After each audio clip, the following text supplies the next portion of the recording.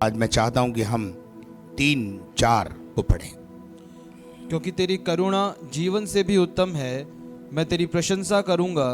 इसी प्रकार मैं जीवन भर तुझे धन्य कहता रहूंगा और तेरा नाम लेकर अपने हाथ उठाऊंगा। हालेलुया।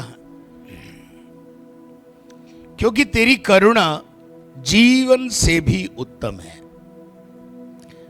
जीवन में आप कुछ भी प्राप्त करें और अगर उसकी दया खो दें तो सब व्यर्थ है।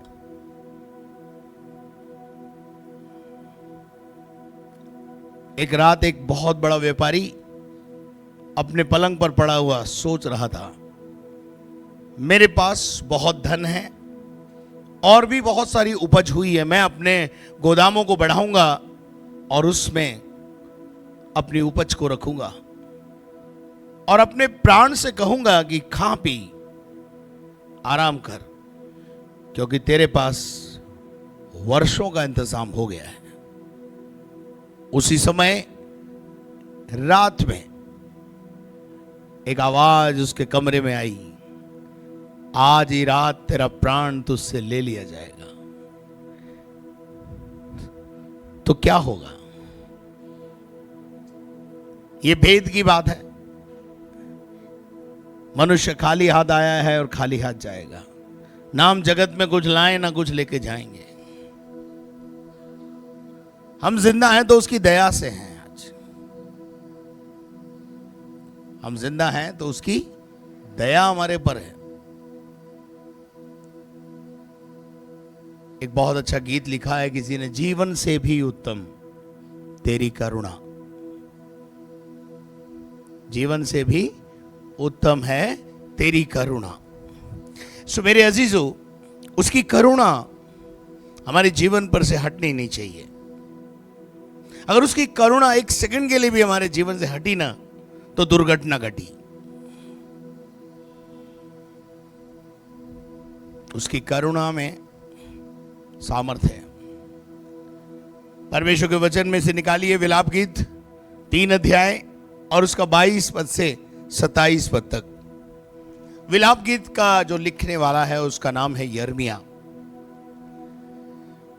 यिर्मयाह का जो दूसरा नाम है वो है रोने वाला नबी, आंसू बहाने वाला नबी। यिर्मयाह 9 अध्याय के अंदर वो कहता है, काश मेरा सर जल ही जल और मेरी आंखें आंसुओं का सोता होती, कि मैं अपने बीवी बच्चों के लिए आंसू बहाता रहता।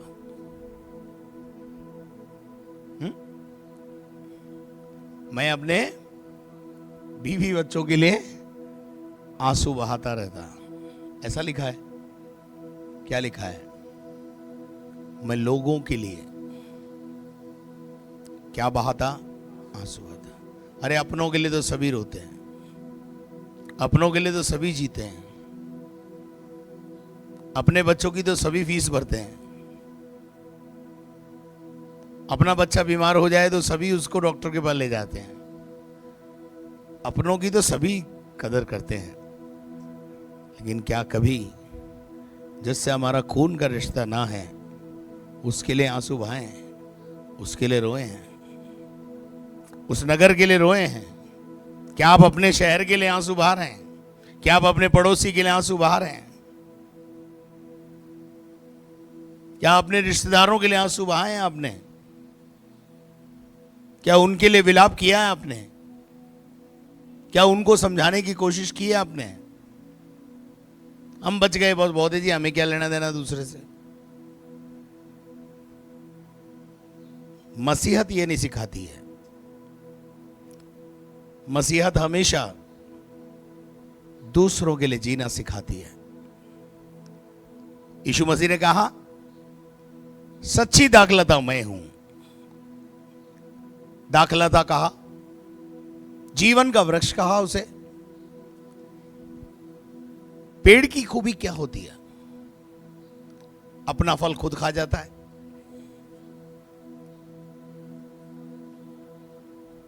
बेल जिसे दाखलता कहते हैं, उसमें जो अंगूर लगते हैं, अंगूर वो खुद ही खा जाती है। पर क्या करती है वो देती है, और किसे भी देती है, जो पत्थर मारते हैं उनको भी देती है। पेड़ पर आप पत्थर मारो, वो पत्थर पकड़ के वापस कभी पत्थर नहीं मारेगा। मारेगा? अरे इधर मैं बताता हूं तेरे को, अपन तो ऐसे ही करते हैं, वो एक मारे अपन 4 मारे। लेकिन वहां लिखा हुआ है कि पेड़ जो है पत्थर के बदले मीठा फल देता है। कोई आपको 4 गाली देता है, उसको बोलो thank you, God bless you, प्रभु तुझे आशीष दे। पर यह मुश्किल है, आपसे होगा नहीं, ये संभव नहीं है। पर मसीही शिक्षा ऐसी ही है। कोई तेरे एक गाल पे थप्पड़ मारे, दूसरा फेर दे, फेर के बता सकते क्या? इसलिए बोलते लोग, अरे साहब वहां मत जाना, वहां ईसाई बना देते हैं। ईसाई बनना इतना आसान थोड़ी भाई। एक गाल पे थप्पड़ मारे, दूसरा खाने वाला होता है, वो ईसाई होता है। हम में से कोई भी ईसाई नहीं है इधर। क्यों? हम ईंट का जवाब पत्थर से देने की ताकत रखते हैं अभी भी। क्या बात करते तुम? तो कहां हुए फिर ईसाई? ईसाई का मतलब होता है ईसा का फॉलोवर। मुझे तो एक नहीं दिखा आज तक। सब मेरे को आके बोलते, भाई साहब उसने मेरे को ऐसा बोला, मैं भी 4 सुना के आ गई। हाँ मैं बिल्कुल ठीक है। उसने मेरा ग्लूवन पकड़ लिया, पैसा मैंने 2 फैट लगाए, ठीक कर दिया उसको।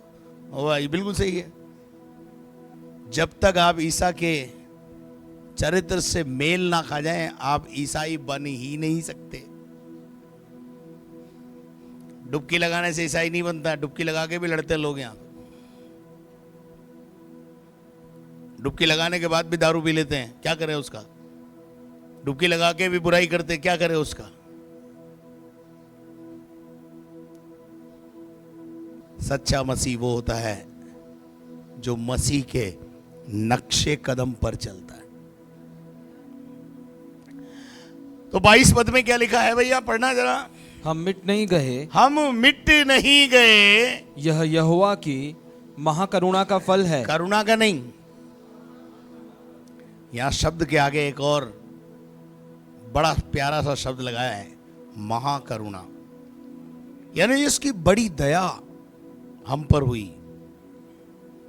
हम मिट, बहुत अच्छा गीत है, किसी ने लिखा है, हम मिट नहीं गए, ये तेरी महाकरुणा का फल है। और क्योंकि उसकी दया अमर है। अमर है। दया क्या है? अमर है। हमेशा उसकी दया हमको घेरे रहती है। वो अपनी दया हम पर बरसाता है। पूरे मानव जाति पर अपनी दया को बरसाता है। लेकिन यहां मैं आपको बताना चाहता हूं, यहां थोड़ा सा डिफरेंस है। सूरज, चांद, तारे, पेड़ पौधे, जीव जंतु, रोटी, कपड़ा, मकान, ये सबका अधिकार हर मानव जाति का है जिसे परमेश्वर ने पैदा किया है। आपके घर में बच्चे हैं 4, 2 बहुत अच्छे हैं, 1 निकम्मा है, सुनता ही नहीं। तो आप उसको रोटी, कपड़ा, मकान तो दोगे ना। पर असलियत में बैंक की चाबी, बैंक की पासबुकें, सोना चांदी निकम्मे के हाथ में। तो रोटी कपड़ा खा, रोटी खा, मस्त रहे बस। तो दया तो उस पर भी है ना, नहीं है क्या? माँ बाप अपनी दया उस पर से हटाते थोड़ी हैं। पर रोटी कपड़ा मकान तो देना ही है, पैदा किया तो। ऐसे ही परमेश्वर रोटी कपड़ा मकान तो दुनिया के सब काले गोरे को देता है, ऊंचे और नीचे सबको देता है। लेकिन उसकी दया अलग प्रकार से आती है। जिस पर उसकी दया होती है वो उकाबों की नाई उड़ता है, और जिस पर उसकी दया होती है उसे अंधकार की ताकतें छू भी नहीं पाती है। कभी कभी क्या होता है, उसकी दया को हम खो देते हैं, इसलिए दुष्ट आत्माएं हमें पकड़ लेती है। क्या कर लेती है? दुष्ट आत्माएं और तांत्रिक विद्या हम पर प्रबल हो जाती है। भाई इंसान, मानव जाति परमेश्वर की तो सृष्टि है, चाहे वो कोई सी भी जाति वर्ग भाषा में क्यों ना हो, है तो सब सृष्टि परमेश्वर की ना। तो फिर उनको दुष्ट आत्मा क्यों लग जाती है? दया काम नहीं कर रही क्या? देखो, एक होती है दया, एक होती है विशेष दया। तो दुनिया जो है रोटी कपड़ा मकान पाकर ये सोचती है सब ठीक चल रहा है, बढ़िया चल रहा है, दया है उसकी। जिसको देखो, जिससे मिलो, कैसे हो? बढ़िया सर। पहला सेंटेंस भारत के अंदर, कैसी हो? सब बढ़िया है। लेकिन 2 मिनट बाद अंदर आके बोल दिया कुछ बढ़िया नहीं है। ये भारत के लोगों का क्या है? तकिया कलाम है। तकिया कलाम समझते हैं आप? सब बढ़िया चल रहा है, कैसे हो? प्रेज द लॉर्ड, बढ़िया सब कुछ। लेकिन कुछ बढ़िया नहीं, घर में गड़बड़ झाला चल रहा है, सास बहू में टंटा चल रहा है, कुछ बढ़िया नहीं। क्या बढ़िया? ये बढ़िया है क्या? अब जो मैं आपको बात समझाना चाह रहा हूं, हम दया के पात्र नहीं हैं, हम करुणा के पात्र नहीं हैं, हम महाकरुणा के पात्र हैं। और जिस पर करुणा है उस पर तो दुष्ट आत्मा आ सकती है, पर जिस पर महाकरुणा है, विशेष करुणा है, उसे दुष्ट आत्मा और बीमारियां और तांत्रिक विद्याएं और जादू टोने तंत्र मंत्र छू भी नहीं सकते। अब आप बताइए, आप दया के पात्र हैं या महाकरुणा के पात्र हैं? अब आप में से बहुत से दया के पात्र हैं और कुछ लोग महाकरुणा के पात्र हैं। तो हुई तो महाकरुणा ही थी आप पर आपने उसे खो दिया। आप चाहें तो वापस प्राप्त कर सकते हैं, रास्ता खुला है, अभी लौट के आना पड़ेगा। उड़ाऊ पुत्र लौट के आया तो करुणा प्राप्त करी कि महाकरुणा प्राप्त करी? वो आया किस उद्देश्य से था? बोले भैया चलो बाप के घर में नौकर बन के रह लेंगे। वो तो करुणा चाहता था, लेकिन पिता ने उसे महाकरुणा से ना संवार दिया। ऐसे ही वो आपके साथ भी कर सकता है। गिनती 23:23 में परमेश्वर का वायदा उसके डरवइयों के लिए है, उसका भय मानने वालों के लिए है।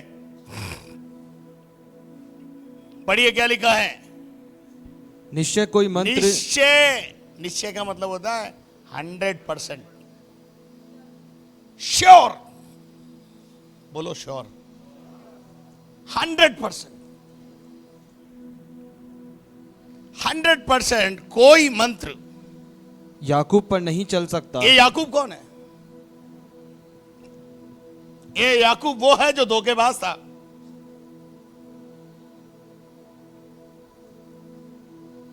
लेकिन एक दिन परमेश्वर के साथ एनकाउंटर हुआ क्या? और जिस दिन एनकाउंटर हुआ उसका नाम याकूब से बदलकर इजराइल रख दिया। और जिस दिन से इजराइल बन गया, एक वादा उसके साथ और इजराइल पर भावी कहना, और इजराइल पर भावी कहना, कोई भी मंत्र और मंत्री हुई चीज, क्यों प्रभु यीशु मसीह ने कहा मरकुस 16:16 में, जो विश्वास करे और बपतिस्मा ले उसका उद्धार होगा। उसके बाद उसने क्या कहा वहां? परंतु जो विश्वास नहीं करेगा वो दोषी ठहराया जाएगा और दोषी को दंड मिलेगा। लेकिन आगे क्या लिखा है? विश्वास करने वालों में ये चिन्ह होंगे कि वो बीमारों पर हाथ रखेंगे और बीमार चंगे हो जाएंगे, वे मेरे नाम से दुष्ट आत्माओं को ललकारेंगे और दुष्ट आत्माएं निकल जाएगी आगे। वे सांपों को उठा लेंगे, सांपों को उठा लेंगे। क्या मतलब है? सांप भी हमारे कंट्रोल में रहेगा। बिच्छुओं को कुचलेंगे। बिच्छू क्या होता है? हमेशा मालूम है, डंक मारने वाला होता है। और आगे लिखा है, नाशक वस्तुएं भी कोई हमें पिला दे। इसको सर किसी ने कुछ खिला दिया, इसको सर किसी ने कुछ पिला दिया, सर इसको पान में खिला दिया। मैं अक्सर सुनता हूं ये, मेरी बाइबल में लिखा है, सांपों को तो हम क्या करते हैं?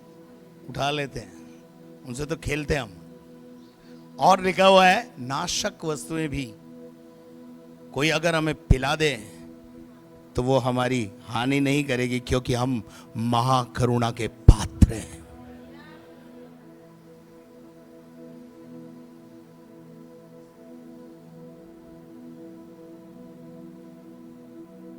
उसकी महाकरुणा जो हम पर है ना, वो हमें चारों तरफ से घेरे रहती है।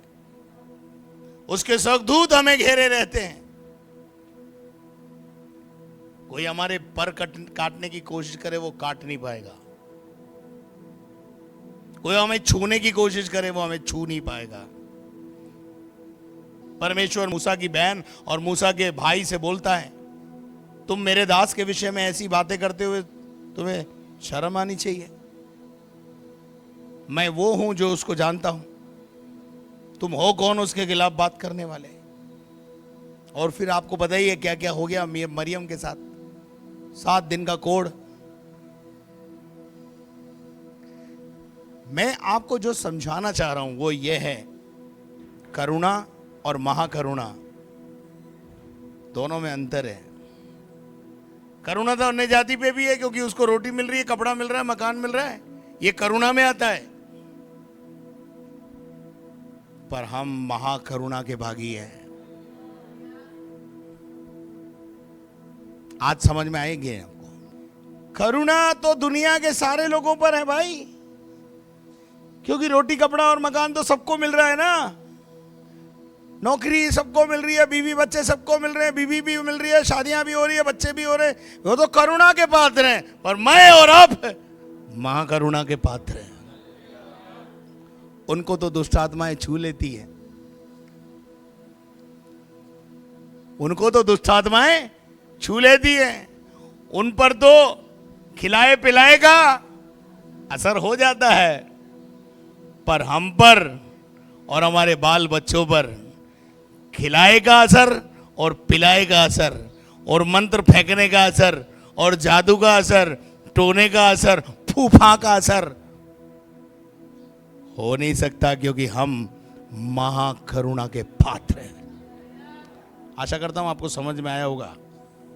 आज करुणा और महाकरुणा, करुणा के पात्र तो सभी हैं भाई। सांस दे रहा है ना प्रभु, नहीं दे रहे क्या? दुष्ट से सांस छीन लेता है क्या प्रभु? वो भी सांस ले रहा है, वो भी जी रहा है। पर वो जी कैसे रहा है? आज यदि आप करुणा के पात्र हैं तो मैं आपसे अर्ज करता हूं कि आज उसके बेटे और बेटियां बनकर महाकरुणा के पात्र बन जाए। क्या आप मेरे साथ हैं? आपको बात समझ में आ रही है? कभी कभी क्या होता है, बहुत अच्छी चीज जो है मॉर्निंग डिवोशन में आती है तो कई लोग मुझे आके बोलते, भाई साहब ये वाली बात तो पूरे चर्च को पता होना चाहिए, क्योंकि लोग उसको डिफाइन नहीं कर पा रहे। लोग उसे डिफाइन नहीं कर पा रहे कि क्यों हमारे को दुष्ट आत्मा छू रही है, क्यों हमारे घरों में काम कर रही है, क्यों हमारे जीवन में ये इस प्रकार का प्रॉब्लम चल रहा है। उसकी करुणा के पात्र हो आप, लेकिन मैं और आप चाहते हैं कि हम और हमारा शहर उसकी महाकरुणा का पात्र हो जाए। क्या आप मेरे साथ हैं? हालेलुया। निश्चय कोई मंत्र याकूब पर नहीं याकूब चल पर सकता नहीं चलेगा, और इज़राइल पर भावी और कहना। इज़राइल जो परमेश्वर के लोग हैं, इज़राइल का अर्थ क्या होता है? इज़राइल के बाइबल में दो मतलब हैं। एक वो है कि खुदा से भी लिपट के प्राप्त कर लेने वाला, लड़ के प्राप्त कर लेने वाला। देगा कैसे नहीं देगा, देना पड़ेगा तुझे। इज़राइल वो होता है। नंबर दो, शुद्ध मन वाला। मन कैसा होना चाहिए? जिसका मन शुद्ध है वे परमेश्वर को देखेंगे। यीशु ने कहा ना, धन्यवादियों में कहा यीशु मसीह ने, जिसका मन शुद्ध है वो क्या करेंगे? वो परमेश्वर को देखेंगे। If you want to see the glory of God, if you want to see the glory of God in your life, in your family, यहां से शुद्ध हो जाओ, यहां से सारी बुराइयों को निकाल कर दूर करो। Then you see the glory of God in your life and in your family also.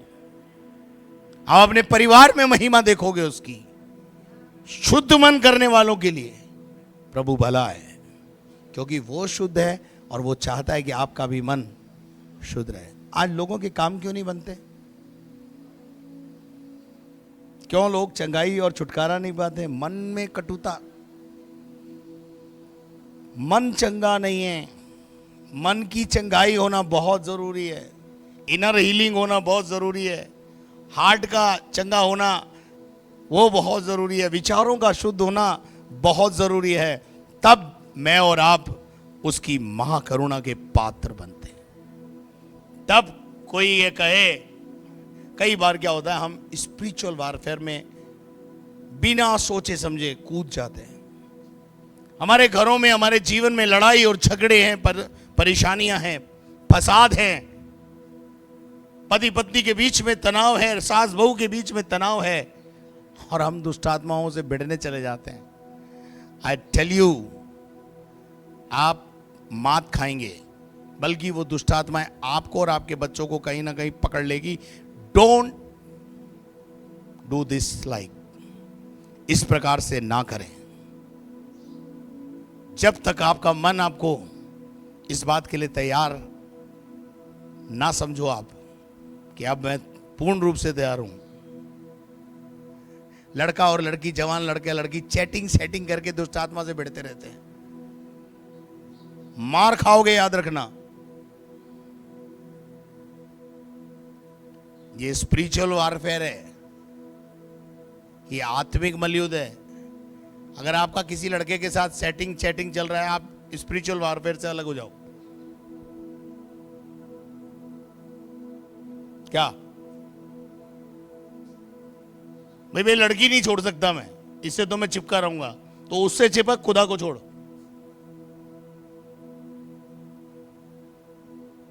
बहुत स्पष्ट बोलता हूं मैं। किसी को बुरा लगे तो दिन में दो रोटी बहनों ज्यादा खिला देना। वे परमेश्वर को देखेंगे। हम मिट नहीं गए, यह उसकी महाकरुणा का फल है। आगे बढ़ना भाई। दो, प्रतिभोर वह नहीं होती प्रतिभोर, प्रतिभोर वो हमारे लिए नहीं होती रहती है। क्या नहीं होती है? उसकी महाकरुणा रिफ्रेश होती है। In the time of famine, अकाल के समय में भी एलिया नाम का उसका बंदा, परमेश्वर कौवे को एक बार नहीं भेजता था। बाइबल में लिखा है सुबह और शाम, रोज सुबह और शाम कौवे उसके लिए खाना लेकर आते थे, रोटी और बोटी लेके आते थे। तो वो रोटी और बोटी कैसी होती थी? तो कौवों को बोल सकता था ना, सुबह दे के आ जाना, शाम को वही खा लेना। एलिया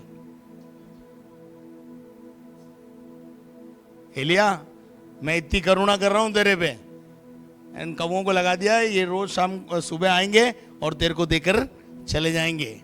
शाम को नहीं आ पाएंगे क्योंकि अंधेरे में वापस इनको लौटने में दिक्कत होती है। क्या ऐसा बोला? वहां लिखा है, बहुत अच्छी लगती वो आयत ना, सांझ और सवेरे दोनों टाइम कौवा बराबर सप्लाई देने आ रहा है। सुनो, जो खुदा के विशेष महाकरुणा प्राप्त करे हुए लोग होते हैं, उनके लिए यह वादा है, मैं तुझे ताजा दम उठाऊंगा। आप में से बहुत से लोग हैं सुबह उठ के भी उबासी खाते हैं, सुबह उठ के भी यहां दुख रहा, यहां पक रहा, ये हो रहा, वो हो रहा। हम दिन भर काम करते हैं। बाइबल में लिखा है, धन्य है वे जो थकते हैं, क्योंकि वे विश्राम पाएंगे। लेकिन जब हम सवेरे उठते हैं तो बड़ी ताजगी के साथ उठते हैं। उठाता है कि नहीं उठाता ताजगी? सारी कल की थकान आज है नहीं। 5 घंटे सोने के बाद प्रभु सुला देता है, और सुलाने के बाद जब 6ठे घंटे में मॉर्निंग में हम उठते हैं तो बिल्कुल ऐसे उठते हैं मानो कुछ कल करा ही नहीं था कुछ। इसको बोलते हैं प्रतिभोर वो नई हो जाती है।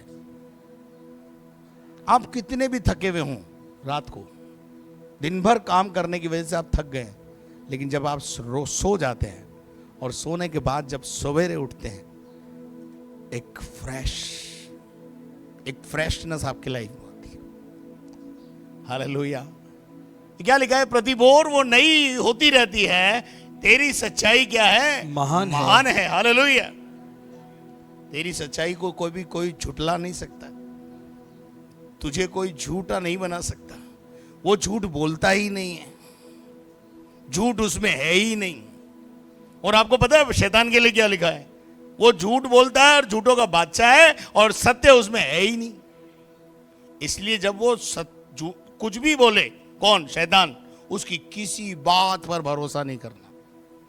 वो तो झूठों का बादशाह है, वो कुछ भी बोल सकता है। आप क्या समझते हो, ये जो दुष्ट आत्माएं यहां पर बोलती हैं तो ये सब सच बोलती हैं? ये है, इनकी किसी बात का भरोसा नहीं किया जा सकता। जैसे कई बार क्या होता है, दुष्ट आत्मा बोलती हैं, मैं निकल जाऊंगी, मुझे 2 दिन का टाइम दे दो। मैं निकल जाऊंगा, इसमें मुझे 7 दिन का टाइम दे दो। एक बात ध्यान रखना, अगर ऐसे टाइम मांगे वो, कभी टाइम नहीं देना। खैर ये आपके मतलब क्या सब्जेक्ट नहीं है। उसकी बात पर कभी भरोसा नहीं करना। शैतान की किसी बात पर कभी एतबार नहीं करना। पहली बार हमारी माता जी ने एतबार कर लिया, तब से हम सभी परेशान हैं। क्या एतबार कर लिया? उसने एक बात बोली, जिस दिन तुम इस फल को खाओगे परमेश्वर के तुल्य हो जाओगे, स्वरूप में जब बन जाओगे। करी ना माता जी ने? उसका फल क्या करें अब? आज तक भुगत रहे हम। ये रोटी बनाने का चक्कर, कपड़े धोने का चक्कर कहां से चालू हुआ? अदन की वाटिका से। एतबार किया झूठा हमने। कई बार हम प्रोडक्ट बेचने वाले लोग आते हैं, उन ऊपर एतबार कर बैठते हैं, है ना जी। ये आप फर्श को क्लीन कर देता है, बिल्कुल अलमारी क्लीन कर देता है, ये कर देता है, कांच साफ कर देता है, और करके ही बता देते हैं। बाद में हमारे जाने हम उससे 5 बोतल की जगह हम 15 खरीद लेते हैं, और उसके बाद भाटा कुछ नहीं होता। भाटा ही रहता है, गंदा ही रहता है। अब पकड़ने कहाँ जाओगे आप? झूठी शिक्षाओं पर और झूठों के पिता शैतान पर कभी भरोसा नहीं करना। वो स्वभाव में ही उसके सत्य है ही नहीं। ऐसा लिखा है, सत्य उसके स्वभाव में है ही नहीं। सत्य उसमें है ही नहीं, इनबिल्ट ही नहीं है। जब उसके पास है ही नहीं तो वो देगा कहां से? झूठ बोलेगा वो। जिसके पास जो होगा वही तो देगा। तो लिखा हुआ है, तेरी सच्चाई महान है। आगे बढ़ देना। 24। मेरे मन ने कहा यहोवा मेरा भाग है। यहोवा मेरा मन क्या कहता है? यिर्मयाह कहता है यहोवा मेरा भाग है। अब यिर्मयाह के जीवन को अगर आप पढ़ें, शुरू से अगर उसकी जीवनी को पढ़ें, बाल्य अवस्था से परमेश्वर ने उसको पकड़ लिया, जब वो कह रहा है कि मैं समझता भी नहीं था, तब से प्रभु ने बोला आजा मेरे पास, मेरी सेवा कर। अब पकड़ भी लिया, वो बोल रहा है मैं तो लड़का ही हूं। मत मत मत बोल लड़का है, मैं हूं तेरे साथ। और क्या साथ था। यिर्मयाह का चरित्र अगर आप पढ़ेंगे आपको पता चलेगा, बेचारा हमेशा जेल खाने में, हमेशा रोने की बात में है? कभी कोई बादशाह पकड़ के बंदवाई कर रहा है, कोई कभी कोई कर रहा है, कोई कर रहा है, कभी कुछ। जीवन ऐसे ही बीत गया।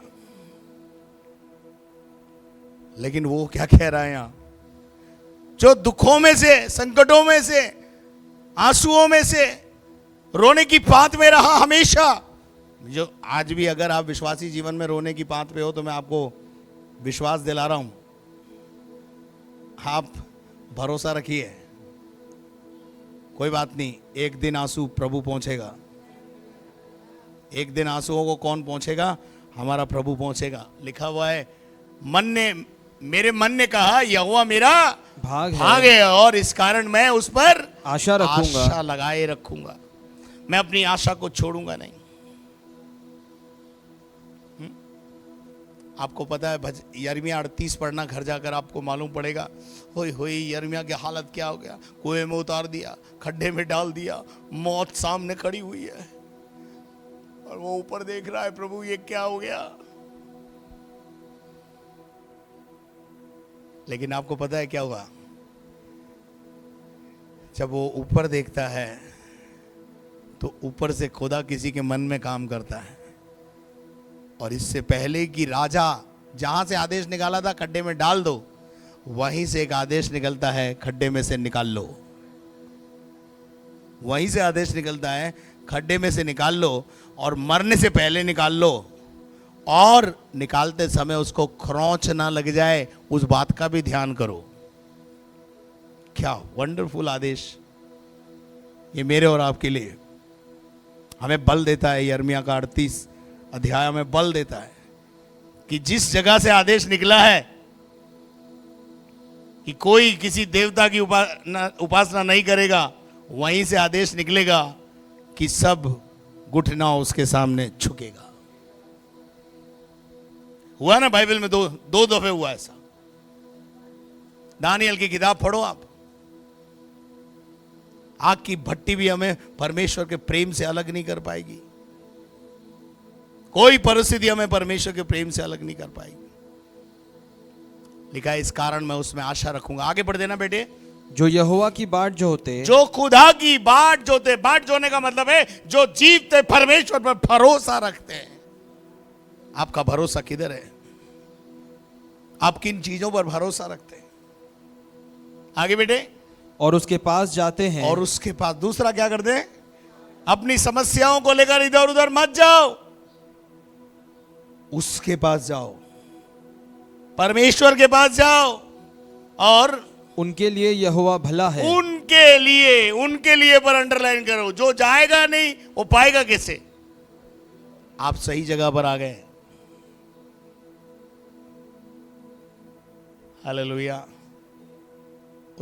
उसके लिए यहोवा भला है, सबके लिए नहीं। बोलो पड़ोसी को, सबके लिए नहीं, सबके लिए नहीं।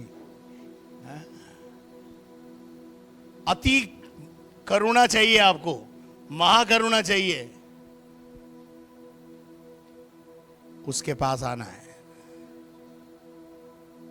और लिखा है यहोवा उसके लिए भला है। 26, यहोवा से उद्धार पाने की आशा रखकर, यहोवा से छुटकारा पाने की आशा रखकर चुपचाप रहना भला है। Don't argue. इस बात पर भरोसा रखो, मैं सही जगह आ गई हूं, मैं सही जगह आ गया हूं, मेरा परिवार सही जगह आ गया है। यहोवा मेरा उद्धार करेगा, यहोवा मुझे उठाएगा। यहोवा उठा देने और गिरा देने दोनों में सामर्थ्य है। अब तो मेरे उठने की बारी आ गई है। इस विश्वास के साथ चुपचाप रहो और अपने उद्धार की बाट जो इंतजार करो, कब मेरी बारी आएगी, कब मेरा छुटकारा होगा। हालेलुया। 27 पढ़ दीजिए। पुरुष के लिए जवानी में जुआ उठाना भला है, जवानी देने का मतलब ये नहीं है तू शादी नहीं करना है, ब्याह नहीं करना है, बच्चे नहीं करने हैं, ऐसा तो हमारी बाइबल में नहीं है। परिवार में रहते हुए प्रभु का कार्य करना, परिवार समेत यहोवा की सेवा करना, वो भला है। तो प्रभु, बाकी की बात अपन कल करेंगे, क्योंकि कल का दिन भी हमारे पास है। तो आज आपको करुणा और महाकरुणा समझ में आया क्या? कितने लोगों को महाकरुणा और करुणा में फर्क आज समझ में आया? प्रभु आपको आशीष दे।